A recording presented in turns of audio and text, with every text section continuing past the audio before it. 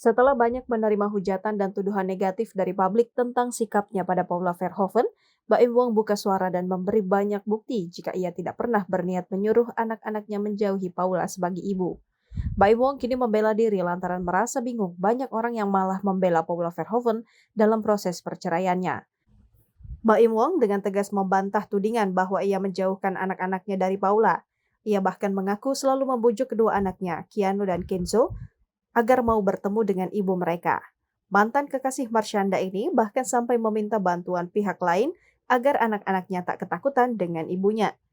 Dia juga menegaskan kalau tidak mungkin punya sifat ingin menjauhkan anak-anak dari ibunya. Ini karena dia tumbuh besar di keluarga harmonis.